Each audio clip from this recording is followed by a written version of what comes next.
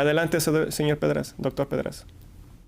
Muchas gracias por la presentación y muchas gracias también por la invitación a participar en este foro La economía criminal en el Perú.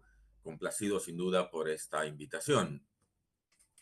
Como usted lo ha señalado, se me ha pedido hacer un comentario sobre la economía criminal derivada del tráfico ilícito de drogas, que como todos sabemos, en el Perú fue un flagelo que se inició en la década del 60 del siglo anterior, es decir, hace más de 60 años.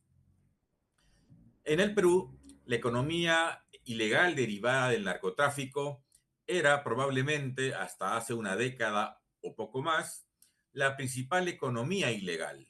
Sin embargo, hoy, como ya se ha anunciado en las ponencias anteriores y seguramente se reforzará más adelante, existe en la actualidad una variedad preocupante de actividades criminales que disputan la primacía en la incidencia sobre la grave inseguridad que vive el país, así como el enorme daño a la economía nacional que ésta produce.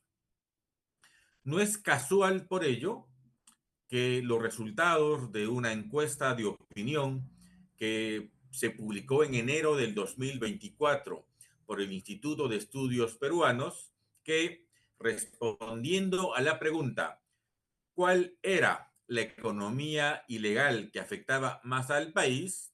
Los encuestados en un 27.7% dijeron que era la economía derivada del narcotráfico, el 23.7% de la minería ilegal y el 23.1% de la trata de personas. En realidad, dependiendo de la región donde respondieron los encuestados, esas diferencias en esa encuesta se reducen y hasta se invierten en favor de la minería ilegal, cuyas actividades, sin la menor duda, se han extendido de manera incontestable en todo el país y que viene empujando además la incidencia en la trata de personas, aprovechando la explosión migratoria que ha vivido el país en los últimos años.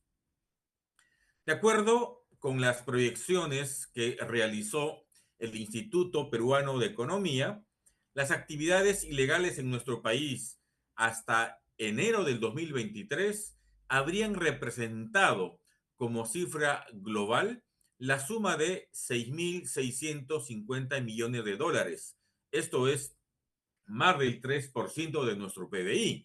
Hemos escuchado hace un momento que ahora la economía en general ilegal representaría poco más del 4.2%. Sin duda, una cifra bastante preocupante.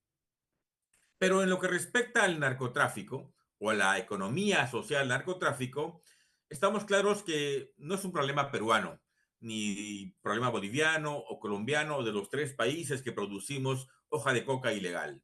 En tanto se trata de una delincuencia transnacional, se trata sin duda de un problema global de corte mundial y que por eso demanda abordajes multidimensionales con una clara interacción entre el sector público y privado.